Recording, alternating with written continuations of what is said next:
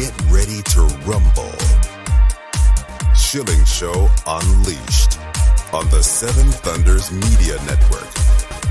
Former city councilor, husband, father, and community watchdog. Your host, Rob Shilling.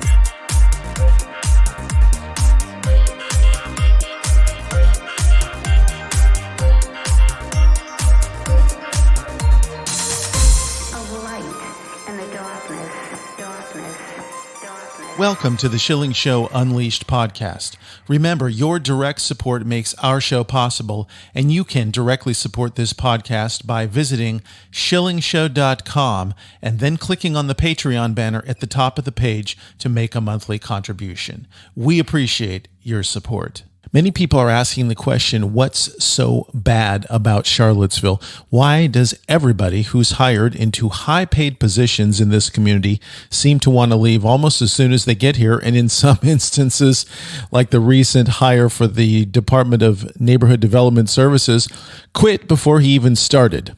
Well, we got word this past week that our police chief, Dr. RaShall Brackney, is the finalist or a finalist for the police chief job in Dallas, Texas. How interesting. One of 7 finalists. They interviewed over 30 people, and they're talking about who they're going to hire now. Now, friends in law enforcement tell me that Dallas would not be so stupid to hire Dr. Brackney because she's had a lot of problems following her throughout her career, including, and certainly not limited here, in Charlottesville, but in the other places she's been. So it's very possible that her inclusion in the finalists was just for show, but we'll have to see.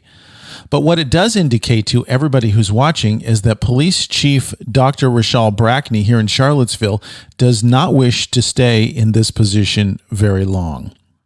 I also had word from an insider that Chief Brackney is sniffing around the Virginia State Police for a job, although I also hear she was turned down there.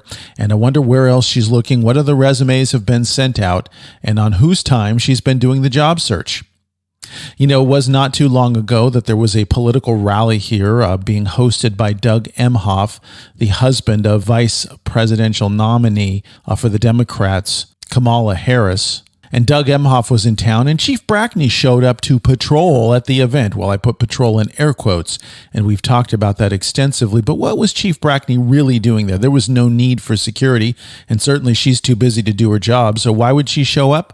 I say she's looking for a job in a potential Biden-Harris administration. That's why she cozied up to Doug Emhoff. That's why she was present at that political event, even though it violated her own rules for the department and political involvement. So all of this job hunting while you're getting paid your full salary leads to a number of questions. What should we do about Police Chief Brackney? Well, I guess we could let her stay in her position and look for other employment while we're paying her. You know, we're patsies here in Charlottesville. This is Sugartown for a reason. People know they can take good advantage of the city council. They know they can take good advantage of the citizens because there's no representation who's going to stop them. I suppose if we had a city council with the spine, well, they could probably relieve her of her duties immediately, although they'd probably then have to pay out the golden parachute of a year's salary that they seem to pay to everybody who leaves, regardless of the reason. Some people even get more than the golden parachute. Look at Mojo, Maurice Jones, the former city manager who left town with an $80,000+ debt in a loan that was supposed to be paid back, and everyone just looked the other way. So what's so bad about Charlottesville that all these people are leaving? Well, we've got a spineless and duplicitous city council. It's amazing to me that any person would come to work in this place, and I would imagine that anybody who comes here is desperate, underqualified, can't get a job somewhere else because of a bad past, or just looking for a place to get paid for a few months while they continue their job search. That may be the big one. This is a business-hostile community, not a good place to do business in, and that is a self-fulfilling prophecy. We're circling the drain here in Charlottesville, as many people who have supported and voted for Democrats over the years, brought their businesses to the city thinking they were dealing with reasonable people, have found out otherwise. This is a city that loves high taxation. You know, we had a city manager here not long ago, Dr. Teron Richardson, who mentioned that we shouldn't be overtaxing people on property. It was one of his few conservative positions, and he was attacked by the city council because they didn't agree with him on that. They love high taxation here. That's bad for business. Of course, we have lousy schools that pretend to be good. We have really lame school board members, a superintendent who's been here for far too long, and bad results that continue while we give them more and more money. And don't get me started on Charlottesville's dying downtown mall. We did a whole video on that, showing and documenting how this place is also circling the drain, the place that was once the jewel of Charlottesville, now going down. And don't forget the social justice vigilantes that are here that chase people down and scream at them, that are hostile towards free speech, that attack the police department, that attack everything in this community that holds us together because they're crybabies throwing temper tantrums and nobody does a thing about it. Not the police now, because they've learned nothing will happen if these folks are arrested, and not the courts, because the judges are also spineless themselves. So we see that Chief Brackney is preparing to leave Charlottesville because it is a bad place to work, and it's getting to be a really bad place to live as well. Who else has left? Well, since the Unite the Right rally back in 2017, the entirety of Charlottesville City Council is left, including Mayor Mike Signer. You talk about weak. You talk about weak-kneed and slack-jawed. Mike Signer was run over by people in the city council meetings. He could not keep order, and he looked terrible. His political career, which he had planned out all the way up to the governor's house, was completely destroyed by his disastrous tenure as the mayor of Charlottesville, and as it should have been. Of course, Wes Bellamy has left, the guy that was attacking people for being a racist just a few months after all of the racist things that he'd done in the very recent past had been exposed. And then there is Bob Fenwick, the one who couldn't decide which side of the fence to get on, so he straddled the fence and suffered the injuries. Kathy Galvin, the one who was smarter than everybody else in the room, the one who thought so highly of herself. Nobody wanted her. When she ran for higher office after leaving city council, she was defeated by a newbie. And then the moat monster, Kristen Zakos, the final counselor, the one who says that low-income people, that means black people, don't know the difference between a brick and a tree. Yeah, she actually said that at a city council meeting. They're all gone. Unusual in Charlottesville, where there are long tenures and people like the adulation they get, they like the power they get for serving on city council for multiple terms. This group, gone with the wind. And then you have the city managers. We mentioned Maurice Jones, who was an affirmative action hire and never should have held the job in the first place, followed by Teron Richardson, who stayed for just, I think, a little over a year and decided he'd had enough here and was absolutely done. Nice golden parachute on the way out the door for both of them. 3 assistant city managers have left the position, and most notably Mike Murphy, who got a golden parachute to retire around the age of 50 for picking up the slack when Maurice Jones left. Mike Murphy couldn't get along with Teron Richardson, so Mike Murphy exercised his option to leave early at taxpayer expense, and he, along with 2 others, are gone.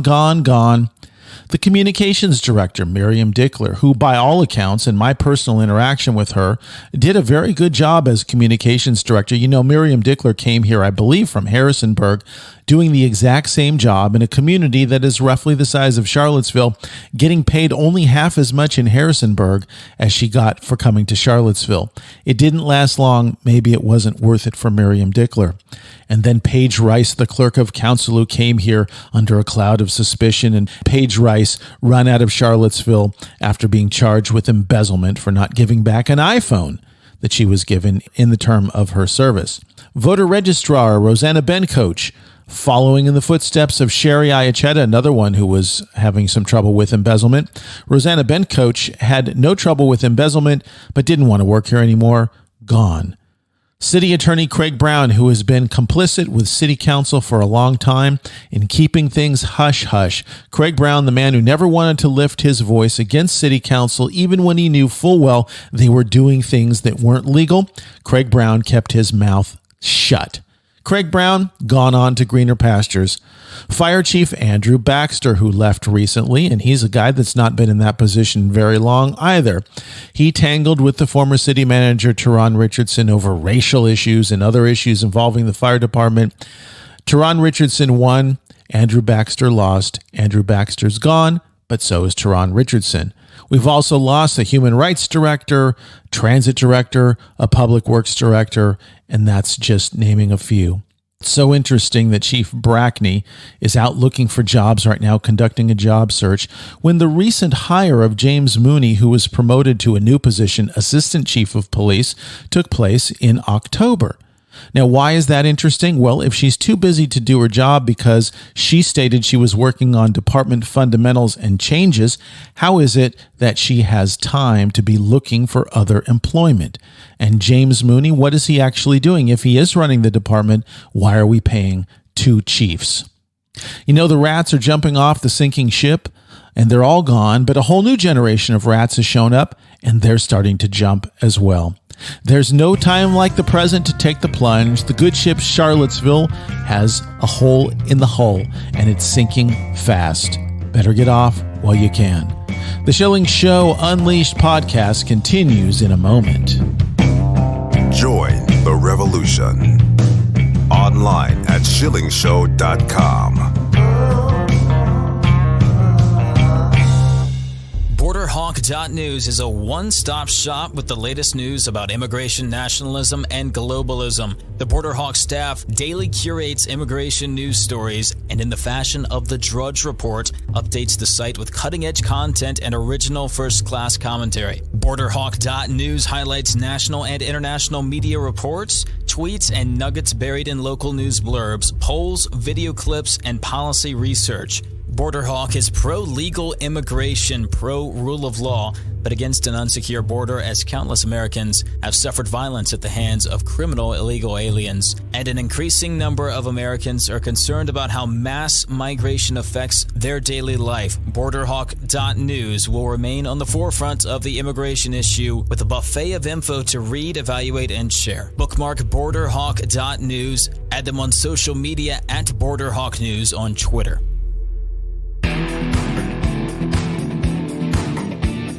Schilling Show Unleashed. The Schilling Show Unleashed podcast continues, and we welcome to the program Gregory Wrightstone, a member of the C02 Coalition, a geologist and the author of Inconvenient Facts, the Science That Al Gore Doesn't Want You to Know. Today's subject is John Kerry, Joe Biden, and the coming climate insanity. And Greg Wrightstone, welcome to the Schilling Show Unleashed. You probably don't have, I think you do have a clue. But it is going to be insane, some of these people they're talking about bringing into the new Biden administration. And I guess what we should eventually talk about, maybe your listeners would like to chime in or think about it, would be what's better, some really crazy people in the Biden administration or somebody that's just dangerous and not as crazy. I vote for the crazies. Well, it just makes them look all the worse. It certainly will. I'd like to step back a little bit in the history of all of this because I think it's important for the context, Greg, and talk about the Obama years and what it was like, because many people may have forgotten because we've had a relative period of sanity here. One of the things, if you look, when we talk about climate in the Obama administration, the thing that jumps out is the Paris Climate Accord. And it's back in the news now. Trump got us out of it. Actually, it was a big event that occurred the day after the election this year. It occurred November 4th, where we're officially out of the Paris Climate Accord. The important thing about the Paris Climate Accord, it wasn't binding per se. In some ways, in other ways it was. Every other nation on Earth got into the Paris Climate Accord. It's not a treaty. They got in with a vote by their legislatures and voted in. In the United States, that was not going to happen. So Obama said, this is not a treaty. It's a non-binding agreement. And he just imposed it on the United States. There are really scary things in this. There's things like a UN Climate Conciliation Commission. It's really global governance and advancing global governance. It includes carbon taxes. Joe Biden has said he's going to get us back into the Paris Climate Accords on day one. What we are advocating is that, actually, it sounds counterintuitive. I believe, and others like me believe, that Donald Trump should immediately send the Paris Climate Accord to the Senate for ratification. I know it sounds crazy.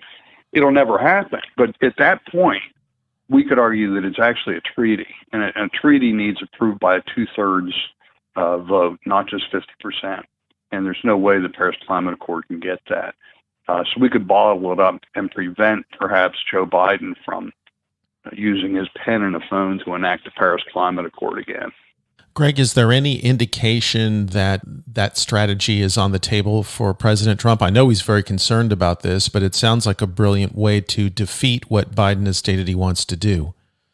There are problems with getting Trump to do that. It has to get to him first. And most of the people through his staff, there are a lot of Republicans that don't want to rock the boat on climate change. That they say, well, yes, it's happening. It's really dangerous. They're not as off the rails as their Democrat counterparts. But there are a lot of people in the State Department that would not want this to be done, because there are too many of the Republican leaders are just okay with a carbon tax. They're okay with more government controls and regulations for a non-existent problem of man-made catastrophic warming. So the problem, I think, if it was in front of him, and I don't think he understands the implications. There's been a recent push to make him aware of this. It could be a great thing for him to do, to preserve his legacy going forward, and in terms of preventing the Paris Climate Accord from going through. So time will tell. He's got any. What does he have, another month or so? So I can hope, and I think it would be very, very impactful if he would do that. I think a lot of people are scratching their heads to the Republicans who are, as you said, okay with this, or why they're joining in the climate bandwagon. What do they have to gain, or what are they afraid of? When it comes to climate change, there's been such a media advancement of this idea that it's just assumed that it's true, and it's not. I think they're just going along to get along, and it's really a contentious topic for Republicans to address, because if you question it, you're immediately termed a denier and look like a crazy guy, and there's nothing that can be more wrong than that.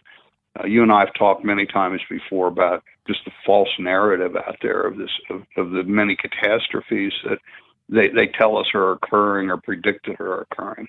We're trying to fight that. My home state of Pennsylvania right now is fighting what's called the Regional Greenhouse Gas Initiative. That's just a great example that'll run up electricity generation costs across the board for the people of Pennsylvania. There are 10 other Northeast states that are already part of it.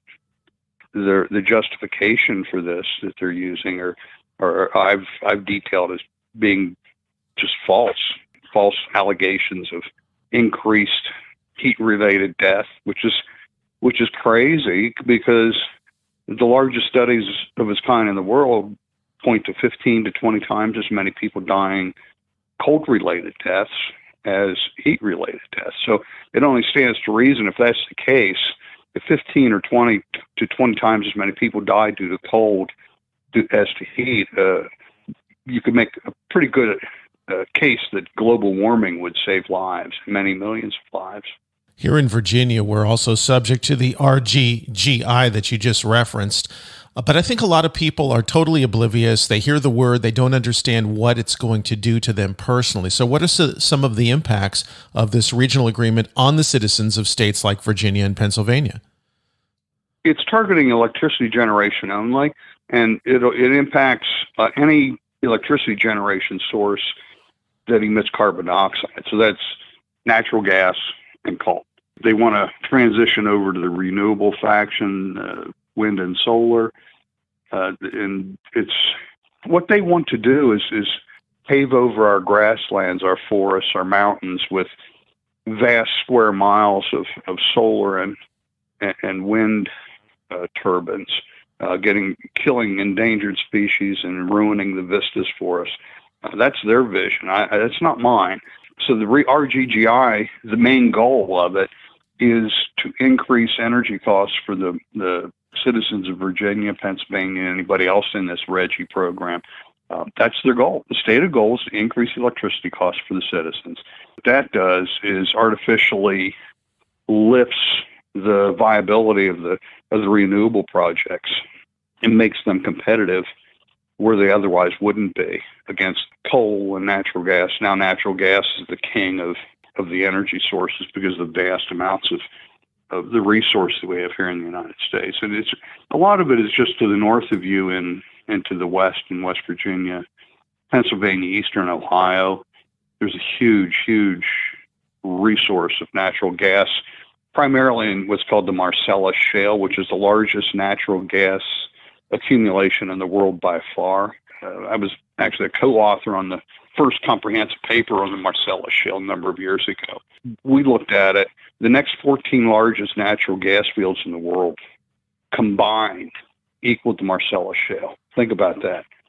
Of all the gas fields in the world, the Marcellus equaled the next 14 combined together. That's how big it is. I mean, we've got reserves not too far from where you are, power America for the next century and more.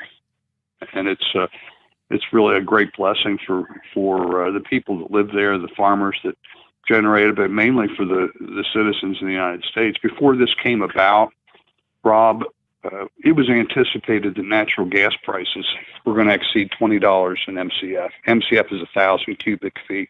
Today, natural gas prices are around $1.25, $1.30. Wow. So just think about how much money each citizen that heats their home with natural gas and all the products that use natural gas, how much money they've saved by that just this one resource being developed fully. It's really an incredible story. We were going to be having to increase and import liquefied natural gas from countries like Algeria and Australia, and now we're a net exporter. So it's just a great, great story, and they want to get rid of it. Joe Biden, AOC, John Kerry, these people that are incoming now that are scary in the Biden administration, they want to get rid of that. We have this God-given, just enormous reserve of low-cost, abundant energy, and they want to wash their hands of it. And no, we don't want that. We want bird-killing wind turbines. We want to pave over vast swaths of desert and grasslands with solar panels. No, thank you. No, thank you. I don't want that. I don't want that for America. And I don't want to be beholden to the UN conciliation commissions to make us subservient to some global governance. Gregory Wrightstone, you talk about natural gas and how it's being deprecated now by the left, but it was only a few years ago, right here in our community in Central Virginia, Charlottesville, the University of Virginia was touting natural gas as the great clean path to future energy. And they were converting everything over from coal generation to natural gas. How did, in a few short years, all of a sudden natural gas become bad? Well, they're demonizing anything now that creates carbon dioxide. It's been a hugely successful campaign to demonize what should be considered a miracle molecule, and that molecule is carbon dioxide, or CO2. They're attributing the rise of CO2 to dangerous warming of the atmosphere and the earth that will lead to all these catastrophes. And when we look around, we've talked before. Again, I'm in the midst of writing my second book. I'm in the part of it now, relating human history to temperature and climate. And it's a fascinating relationship. If we look over the last 5,000 or 6,000 years of human history, we've experienced, the Earth has 4 major warming periods. We're in one now.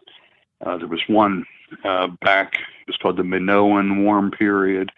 There was the Roman warm period, the time of Christ, and the medieval warm period. There was the High Middle Ages, and we're in one now. Each of the previous warming periods had temperatures higher than we are now, and each of those warming periods were associated with just a thriving of civilizations. Great empires arose. There's a strong correlation between the rise and fall of temperature and the rise and fall of civilization. And it's just opposite of what we're being told. The intervening cold periods were horrific. Each one of these, and they go by the name of the Greek Dark Ages, the Dark Ages, and the Little Ice Age was the most recent. Each one of these cold periods were associated with crop failure, famine, pestilence, and mass depopulation. It was bad. And again, it's just opposite. remember I said we had the medieval warm period. It related, think about the Magna Carta, the great cathedral building period, times of great prosperity, food was abundant, and then it started getting cold. In the 13th century, it started getting cold. Crops started failing, famine set in, people started dying. It was a time that was not good. And people blamed it. Again, this was in the 13th century, the mid-1200s. People blamed the famine and the death on weather-causing witches. So they started killing the witches. This went on, and in fact, in the 14th century, Pope Pius issued a papal bull. And in it, he confirmed that were such things as weather-causing witches, and if you find them, you need to kill them. Wow. And boy, they did. So but this is where it gets interesting. Around 1500, it warmed up again. The crops came back, and people were thriving. Why was that? Why did it get better? Because the witches were dead, right? That's what man, we did good. We killed all the witches. Times are good. We're doing, and that lasted for about 40 years, and then it really started getting cold.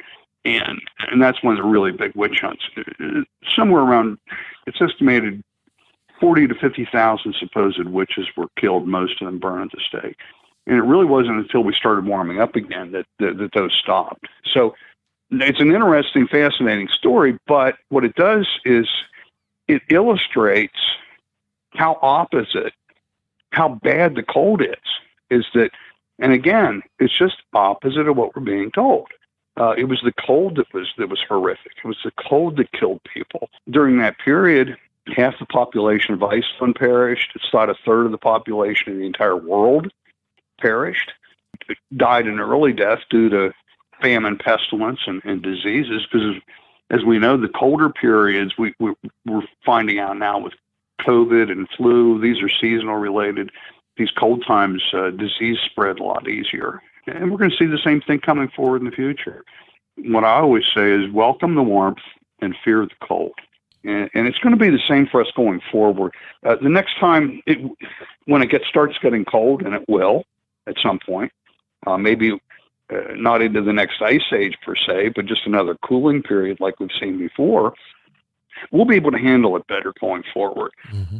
In the previous times, again, think about this in the Middle Ages, in the period of the Romans and afterward, everything moved around by cart, horse cart, oxen. We've advanced, so it was very inefficient to get food from one area to another. We're going to be able to handle that a lot better, but we're still going to have these crop failures that will stress our system, and any new cold period is going to be more than stressful. It'll probably also be very bad, maybe not as horrific as the other ones, but it still is going to be pretty bad. So again, that's my for this segment of the interview. I want your listeners to remember: welcome the warmth and fear the cold. Greg, you mentioned the witch hunts, and I'm very concerned about how people like you and me are being qualified by the left, who are climate fanatics. Could we see, because we're considered deniers now, could we see a similar type of hunt, maybe not as witches, but as deniers? Yep. And tell us about that. What should we be looking for? Yeah, absolutely. There was just recently some notes from a meeting where some of the climate crazies were gathering. There was a discussion of as they go forward under the Biden administration, maybe the new Attorney General could use the RICO statute against people like me and the C02 Coalition, organized climate deniers that are distressing and we're funded by the big oil and big coal and whatever, and we don't accept any of that money. So they're talking about using the RICO, organized crime attacks. They want to sue us. They want to there's been a lot of talk about putting people like me in jail because I'm dangerous.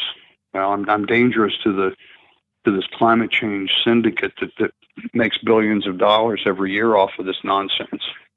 The CO2 Coalition is viewed as so dangerous. Just in the last 2 months, there were 4 senators, including Senator Elizabeth Warren, that specifically asked Mark Zuckerberg to take our Facebook page down. There was another letter again, written to Facebook demanding that the C02 Coalition be removed from these social media sites, targeting our group rather than others. And that's because the C02 Coalition, we're different than the other groups. We're strictly science. And we have some of the top climate scientists in the world, atmospheric physicists, statisticians, engineers, climatologists. We include Dr. Will Happer from Princeton, and Will Happer just took over as our chair. Brilliant atmospheric physicist. Richard Lindzen at MIT was a primary author on over 200 peer-reviewed studies. We just published a new paper from him and another fellow by the name of John Christie, atmospheric physicist, yesterday on global temperatures. Again, we deal with the science, and we dispute this idea of a man-made catastrophic warming. So we're dangerous to these people because we're not wild-eyed, raving political types. We're using the science to dispute the narrative they're advancing. So you can go to the C02Coalition.org to learn more about the C02 Coalition. And if your listeners, if they're concerned about what they might do, I've got an aggressive plan going forward in the future for communications and marketing and getting our message out there. The C02Coalition.org will go forward with helping getting the scientific message out there to the public.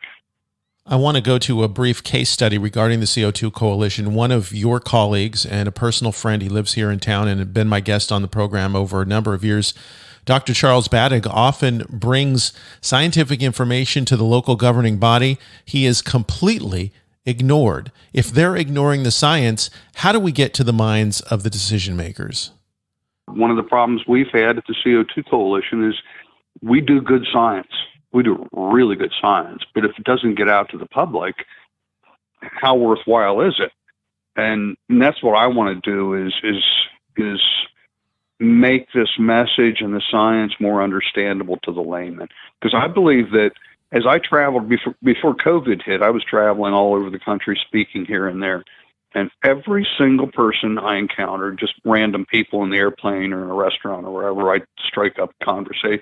Every single person I talked to was thirsty for the information that I had to provide.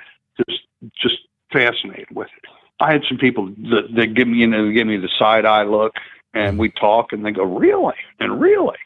And I think the vast majority of Americans are very skeptical of this notion of man-made catastrophic warming. If you're sane and rational and have an open mind, you'd have to be part and lean toward where you and I are. We're not so-called science deniers. We don't deny that the globe is warming. It is. It's warmed slightly more than 1 degree Celsius since 1900. That's not alarming. Barely noticeable. We don't deny too that CO2 is rising. And it's the increase in CO2 is mostly man-made, and it's mostly from burning fossil fuels. We admit that. We also admit that CO2 is a greenhouse gas and has a warming effect on the atmosphere. We just believe that it's relatively modest and greatly overwhelmed by the same natural forces that have been driving temperature since the dawn of time. And they'll continue to do that. It's this natural continuation of the cycles of warming and cooling that we've been seeing forever. And I'm okay with the warming. During this period of warming and increased CO2, the Earth, all of its ecosystems and humanity are thriving, prospering, and it's due to the combination of modest warming and increased CO2. The Earth is greening, vegetation's increasing nearly everywhere, and that's a really good thing. And it's contrary to what we're being told of deserts expanding. They're not expanding. They're contracting. Some of the southern Sahara, an area known as the Sahel, people are moving. It's turning from desert into lush grassland. That's a good thing. That's a really good thing. Or if you look at, we're told that CO2 is this demon molecule that's responsible for all kinds of terrible things, and what we find is that it's leading to increased crop growth and plant growth. In my book, Inconvenient Facts, we cite a study that an increase of 300 part per million of CO2 will lead to now get this, 46% increase in crop growth. 46%. Wow. We can feed the world's hungry. It should be celebrated. I call it the greatest untold story of the late 20th and early 21st centuries. Is the story of an Earth that's thriving and prospering and greening. We should celebrate that. Greg, finally, if we look down the line 4 years under a Biden administration, God forbid if that takes place, what does the U.S. look like, and how is it different from this end of the Trump era? I guess it'll depend a lot on what happens in the Senate race in Georgia. Mm-hmm. I think things are going to get a lot more expensive. Regulations will increase. There will be a lot of these climate agenda things that they'd like to enact are just going to happen without legislation. I fear one of the big things we're going to see, we saw it under Obama, was what was called sue and settle. Some hand-picked eco-Nazi group sues the EPA, a friendly EPA, because the Earth was going to be destroyed for this and that reason. And the EPA says, oh, okay, well, here's the settlement. And then they're bound to do it. So it's called sue and settle. So they don't really have to have anything imposed in terms of legislation, but rather they just go through the court system and do that. So I see increased costs for energy, increased regulation, the dampening of the economy. Not a pretty story. I would say there are some, at least one Democrat senator, and that's Joe Manchin in West Virginia, that's very much pro-energy. I think that he would be a no vote for most of the really stupid things that they may want to impose. So even if there is a majority Democrat Senate, I think he would, in terms of climate change and stupid energy-related policy, I think he would be a good ally with us. Well, that's certainly good news. Greg Wrightstone, if people want to get a copy of your book, Inconvenient Facts, or to follow you online, how can they do that? You can go to Amazon to buy it, or go to my website, which is inconvenientfacts.xyz, or the C02 Coalition to learn more about us there at co2coalition.org. Gregory Wrightstone, thank you so much for your ongoing efforts, and thank you also for joining us here today on the Schilling Show Unleashed podcast. Truly appreciate it. Thank you so much. That concludes another edition of the Schilling Show Unleashed podcast. Visit us online at shillingshow.com, where you can directly support this podcast by clicking on the Patreon banner at the top of the page and making a monthly donation. Your support is essential for the continuation of the Schilling Show Unleashed podcast. Until next time.